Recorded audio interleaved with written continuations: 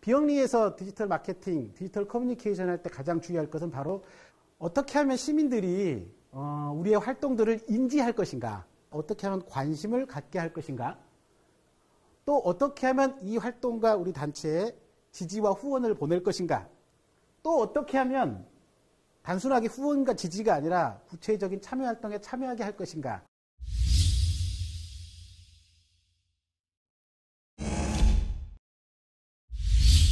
안녕하세요.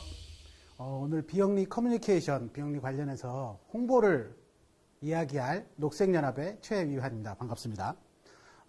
먼저 제가 왜 저기다가 비영리 홍보나 뭐 마케팅을 쓰지 않고 커뮤니케이션이라고 썼을까요?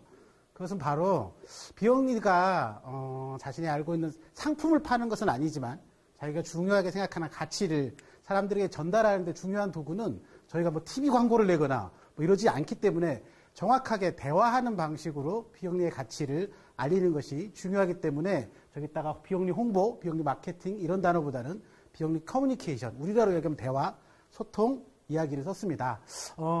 가장 첫 번째 제가 보여드릴 것은 바로 이건데요.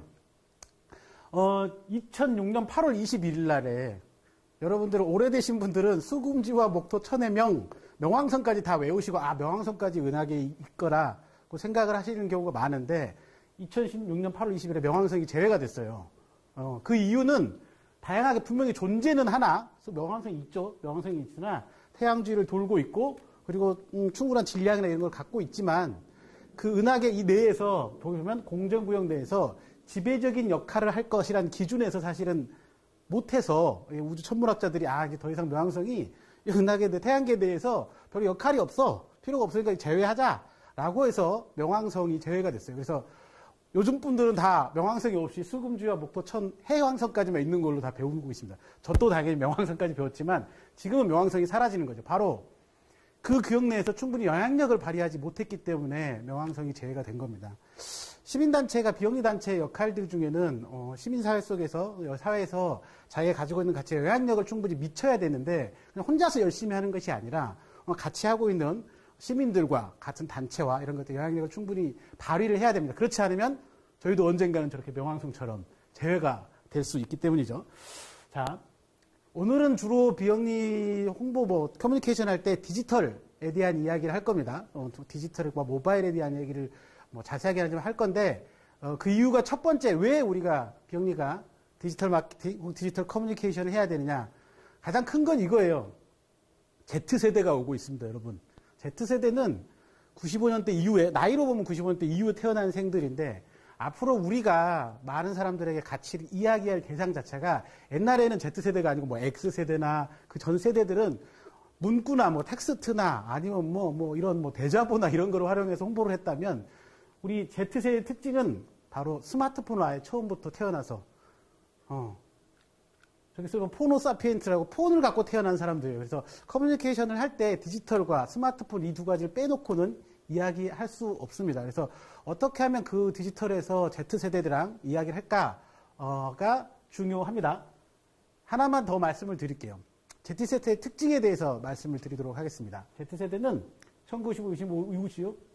아마 디지털 네이티브라고 하죠. 디지털에서 생활을 하고 모든 정보를 디지털로 얻고 요즘 세대들은 그 유튜브에서 네이버 검색도 안 해요. 모든 검색을 유튜브에서 하는 세대가 요즘의 세대들이에요. 그래서 디지털에서 기본적으로 살아왔다라는 거고, 우리가 Z세대에게 뭔가를 가치를 알리거나, 우리의 가치를 알리기 위해서 몇 가지가 있습니다. 이거는 기업에서 사실 분석해 놓은 거예요. 그러나, 아마도 비영리 사회에서도 똑같이 적용할 수 있는 기준과 원칙이라고 생각이 됩니다.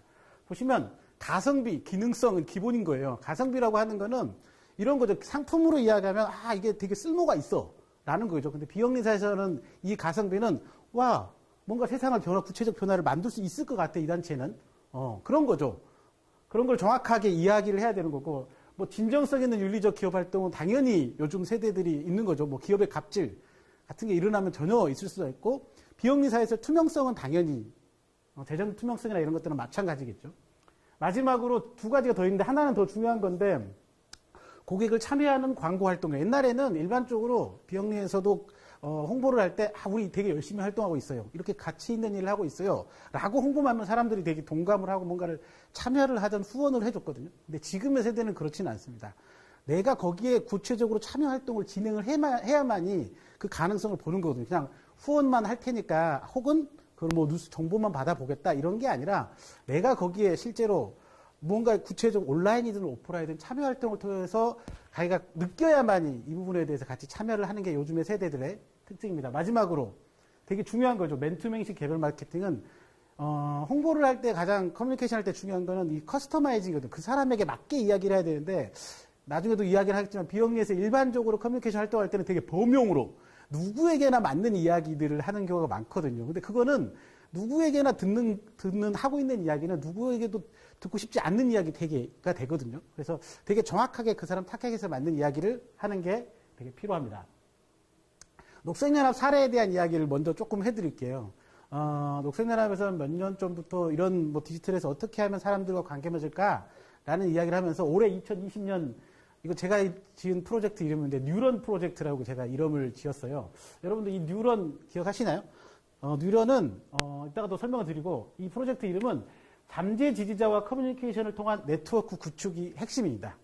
우리 단체에 지금 대부분 여기 계신 분들은 물의 소중함, 물의 가치들을 알리려는 활동들을 하실 텐데 단체의 가치나 물의 가치에 조금이라도 관심 있는 사람들과 어떻게 하면 관계를 맺고 그들에게 정보를 전달하고 그리고 네트워크를 관계를 유지를 하면서 끊임없이 유지해 나가느냐 이런 프로젝트예요. 사실은 그런 질문을 몇 가지 해봤어요. 내부에서 저도 우리는 얼마나 많은 시민들과 연결되어 있는가 그리고 이 연결된 시민들에게 얼마나 우리의 가치나 우리가 하고 있는 정보들을 잘 전달하고 있는가 이 질문에서 시작을 했습니다.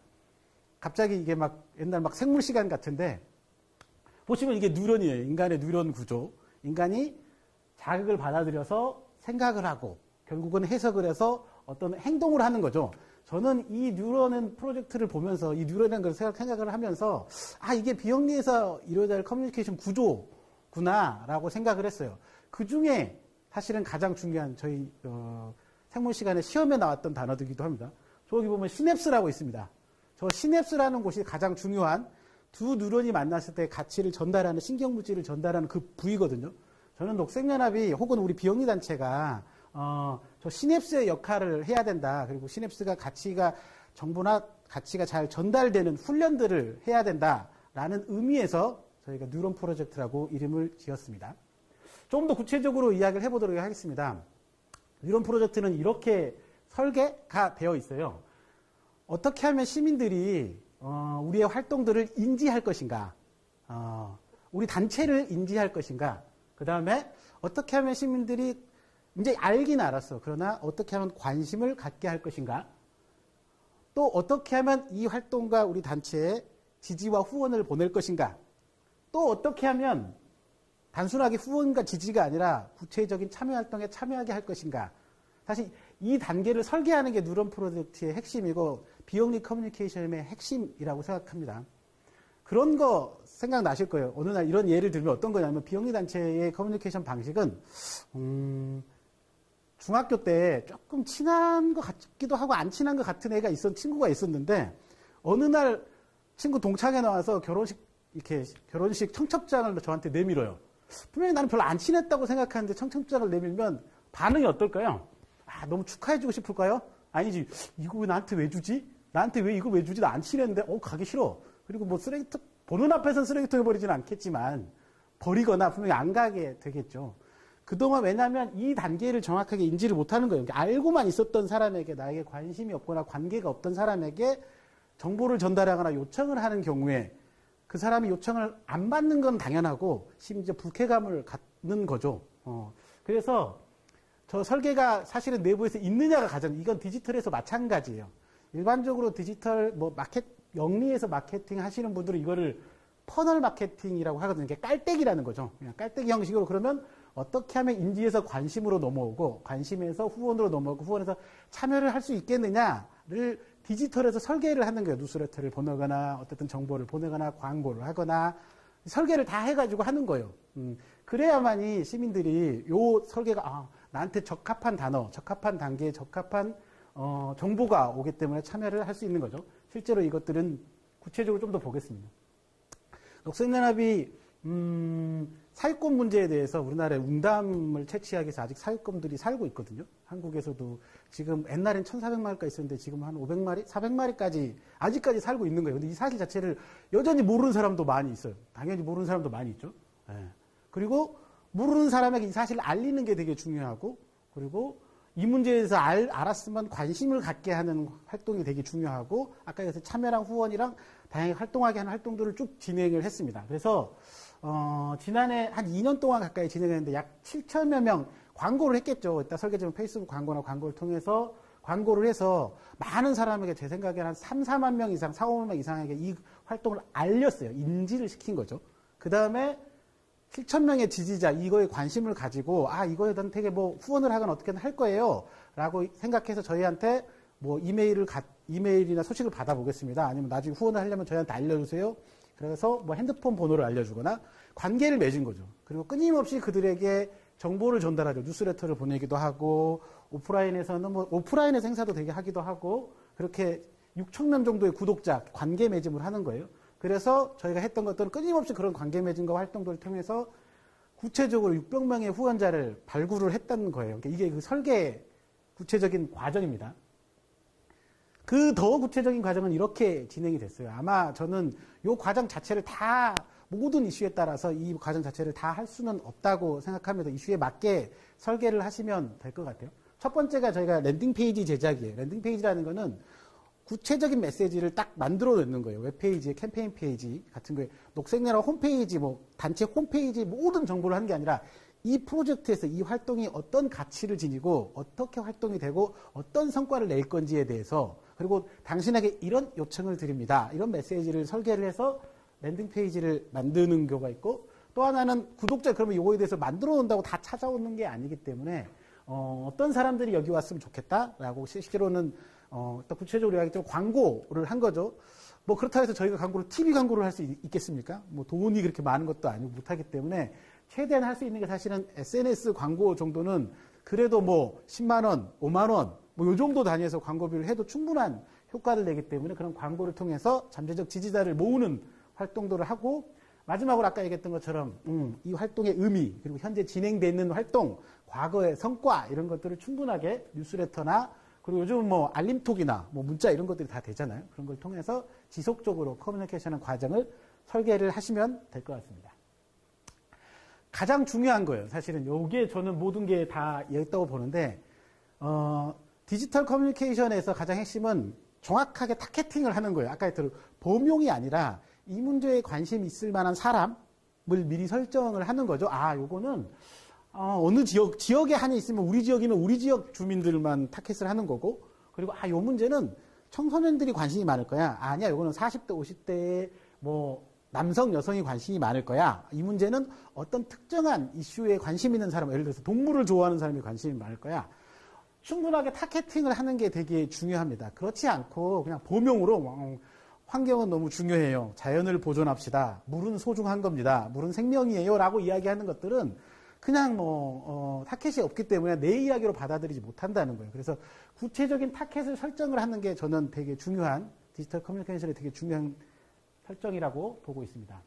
아까 했던 구체적으로 이제는 좀 무엇을 좀 활용하면 좋을까? 구체적으로 아이템이나 방식의 힌트들을 구체적으로 드리도록 하겠습니다. 랜딩 페이지 제작은 사실은 어렵죠. 단체에서 뭐 이렇게 막 홍보를 전문적으로 하는, 그다음에 뭐 홈페이지를 막 진짜 잘 만드는 활동가가 있으면 너무 좋겠지만 대부분 없는 경우가 많기 때문에 요즘엔 대신은 옛날에는 코딩을 다 하지 않아도 지금은 이렇게 약간 드래그 드랍 방식으로 편안하게 머릿속에 장식이 기획만 있으면 편안하게 이렇게 홈페이지를 만드는 방식은 되게 많아요. 뭐 저기 예를 들어서 갖고 온 건데, 이거는 캠페이너스라는 사이트인데, 요거는 말 그대로 어떤 거를 만들 거면 대충 이렇게 끌고 와서 여긴 제목을 넣고 이건 사진을 넣고 이렇게 만드는 방식들이 되게 이거 외에도 이런 방식들이 많이 있습니다. 그래서 한 1주 자기가 기획하면 여기 2주만이라고 하는데 기획이 다 돼 있으면 저도 사실 랜딩 페이지를, 저도 홈페이지를 뭐 이렇게 코딩을 알거나 그렇진 않지만 제 머릿속에 어떤 거에 딱 그것이 전달이 되어 있으면, 이 컨텐츠가 있으면 하루만 해도 사실 만들 수 있는 기존 템플릿을 활용해서 하루 만에도 만들고 하거든요. 그래서 충분히 만들 수 있는 랜딩 페이지를 제작하는 겁니다. 다음으로 활용할 수 있는 게 이제 페이스북 광고인데, 아까 구독자 모집이라고 했기 때문에 저는 이제 페이스북에서 잠재리드 광고라는 거를 구독자 모집에 쓰거든요. 페이스북 광고는 물론 뭐 조금씩 줄어들고 있긴 하지만 가장 저렴하게 가성비가 높은 광고로 진행할 수 있을 것 같습니다. 그래서 한 5만 원에서 10만 원 정도를 가지고 단체 활동을 알리거나 아니면 이 참여에 같이 참여해 주세요를 알리려면 중요한 거는 아까 페이스북 광고의 가장 중요한 거는 정확한 타겟이 된다는 거예요. 지역, 나이, 여성, 관심사를 타겟해서 그 사람에게만 정확하게 보여줄 수 있기 때문에 그냥 뭐 신문 광고 이런 게 아니기 때문에 돈도 적게 들고 정확하게 타겟한 광고를 할 수 있습니다. 그 다음에는 지속적으로 이거는 관계를 맺은 뭐 구독자를 됐든 관계를 맺었든 정보를 받았든 행사에 참여했던 이분들에게 가장 중요한 것은 끊임없이 지속적으로 정보를 전달하는 것이 중요합니다. 그 중에 스티비라는 사이트를 제가 뭐 아시는 분도 아시겠지만 이 뉴스레터를 만드는 방식이거든요. 이 뉴스레터를 만드는 방식도 마찬가지로 예전에는 막 코딩을 하거나 디자인을 해야 되지만 요즘은 간단하게 드래그 앤 드롭 템플릿 방식으로 그냥 이렇게 텍스트 쓰고 사진 끌고 오고 이런 방식으로 충분히 뉴스레터가 만들어지고 발송이 가능합니다. 그래서 이 스티비라는 사이트 정도를 알고 뉴스레터를 만들어 보거나 보내면 좋을 것 같아요. 여기서는 뭐 심지어 알림톡이나 웰컴톡 이런 것도 가능하거든요. 그래서 그런 것도 같이 고민하셔서 만들어 보면 좋을 것 같습니다. 이거는 조금 어려울 수 있지만 알고는 있으면 좋을 것 같아요. 어떤 거냐면 디지털에서 커뮤니케이션 한다는 거는 일단은 뱉고 이렇게 뭐 광고를 했던 뭔가를 했어요. 근데 측정을 해야 되거든요. 다른 데서는 측정이 안 되거든요. 이 사람이 딱 보냈을 때 광고를 보냈을 때 누가 후원을 하는지 어떤 채널에서 후원을 하는지 얼마나 후원이 되는지 누가 와서 얼만큼 클릭을 하는지 링크를 받는지 사실 이 모든 게 디지털 세계에서는 커뮤니케이션에서는 측정이 가능합니다. 이게 구글 애널리틱스가 조금 복잡하긴 하지만 실제로 측정할 수 있는 이건 무료이기 때문에 무료 도구예요. 그래서 최소한의 측정 도구를 가지고 랜딩 페이지를 만들었는데 어떤 사람이 와서 보는지 어디에서 와서 보는지 알아야 중요한 거는 저는 데이터 측정 같은 경우는 디지털 커뮤니케이션에서는 경청하는 거라고 생각을 합니다. 그 이유는 이렇게 이야기를 해봤는데 어디에서 잘 들어오는 거예요. 누구는 문자를 통해서 들어오기도 하고 누구는 이런 사진을 보고 되게 중요하고 누구는 이런 텍스트를 보고 들어오고 중요하거든요. 그래서 어떤 게 사람들에게 되게 호감을 갖게 하는지 공감을 갖게 하는지 관심을 갖게 하는지 측정을 하는 거거든요. 그러면 나중에 이 사람들은 이런 데에 관심이 있구나. 이 사진에 대해 관심이 있구나. 그러면 그 사진을 위주로 그런 이미지를 위주로 텍스트를 위주로 그 톤을 위주로 커뮤니케이션을 하는 거예요. 그래서 그걸 경청이라고 하는 거거든요. 이런 거를 잘 듣고 호감을 갖게 하는구나. 알아야지 나중에 그렇게 할 수 있다는 거죠. 자, 이제 슬슬 몇 가지 도구를 설명해 줄게요. 마무리를 하면요. 디지털 커뮤니케이션에서 가장 비오닉 커뮤니케이션 중요한 거는 딱 보면 저희는 모든 계획, 특히 온라인에서 계획을 세울 때 위의 걸로 생각한 거예요. 평탄하게 가면 다 홍보가 될 거야 라고 생각하지만 현실은 아래쪽입니다. 사실은 뭘 해도 안 먹히는 경우가 있고 이거는 사람들에게 뭔가 잘 전달될 거야 했지만 구덩이도 있고 막 난리가 나요. 그러면 중요한 거는 그렇기 때문에 완벽한 계획이 필요하지는 않습니다. 뭔가 저희가 제1기획처럼 막 카피라이팅을 하거나 뭐 엄청 좋은 뉴스레터나 뭐 이런 걸 만드는 게 아니기 때문에 바로 요 방식인데 완성도 높은 기획보다는 이거를 그로스 해킹이라고 마케팅에서는 그렇게 이야기하는데 최소한의 제품을 만들고 피드백을 받는 거예요. 그냥 아예 처음부터 그 사람들에게 우리 지지층이나 관심 있는 사람들에게 피드백을 받아서 고치는 게 맞지 처음부터 끝까지 이렇게 하면 진짜 잘 될 거야. 그래서 완벽하게 막 3일 밤낮을 고민해서 뉴스레터를 만들거나 광고를 만드는 게 아니라 반응을 보고 측정을 해보고 이게 반응이 되면 이쪽으로 가는 거죠. 그렇게 해서 디지털 커뮤니케이션을 진행하는 게 중요합니다. 자, 사실은 이제 관계를 맺었으면 디지털도 마찬가지로 아까 얘기했던 이 구경꾼에서 배포자, 기부자, 전도사, 선봉장 아까 마찬가지거든요. 참여를 성장시키는 액션들이 되게 필요해요. 디지털에서도. 오프라인뿐만 아니라 이 사람들을 어떻게 하면 더 적극적인 참여자로 만들어낼 수 있을 건가? 그러려면 어떤 정보를 전달해야 되는가? 그러면 어떤 채널로 끌어들여야 되는가? 이건 사실 이 중간중간에 이것들을 내부에 설계가 되어 있는 것이 가장 중요합니다. 이제 소통은 커뮤니케이션 대화는 사실 듣기와 말하기 훈련의 영역이거든요. 사실 잘 대화하고 말하는 것도 중요하지만 당연히 듣는 것도 되게 중요한 겁니다. 이 사진은 다운받은 건데 70년대쯤에 교장 선생님 훈화 말씀 운동장 사진이에요.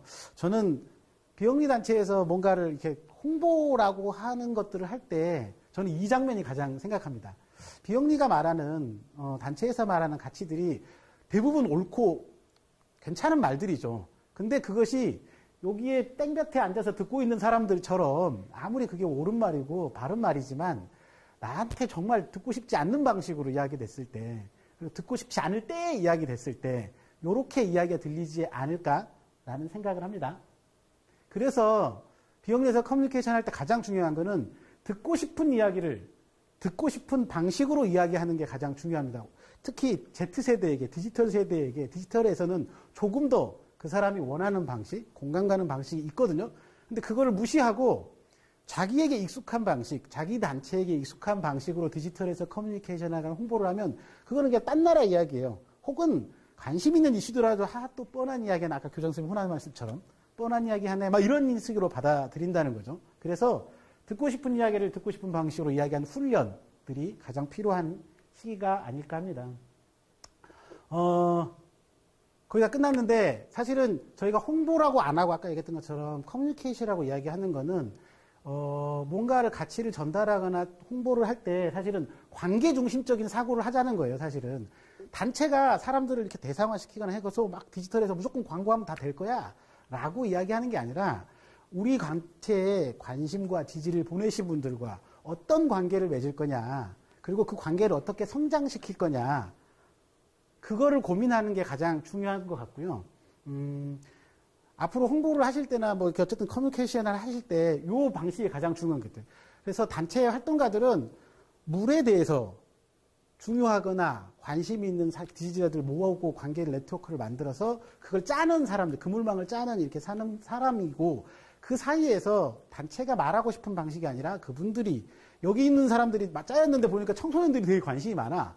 그러면 당연히 청소년의 이야기 언어로 당연히 풀어야 되는 거예요. 디지털에서도 풀어야 되는 것이 맞습니다. 비영리에서 디지털 마케팅, 디지털 커뮤니케이션 할 때 가장 주의할 것은 바로 단체나 가치 중심이 아니라 관계 중에 네트워크를 짜고 유지하는 활동 중심으로 진행한다는 걸 절대 잊지 마시고, 단체의 언어가 아니라 우리가 타겟되어 있는 시민의 언어로 다시 바꾸는 과정들을 꼭 연습하고 훈련해서 디지털 커뮤니케이션 하면 여러분들의 가치나 뭐 물의 소중함이든 환경의 가치가 충분히 그들에게 공감 가는 방식으로 될 거라고 생각합니다. 네, 지금까지 디지털 커뮤니케이션에 대해서 이야기한 녹색연합의 최미환이었습니다. 감사합니다.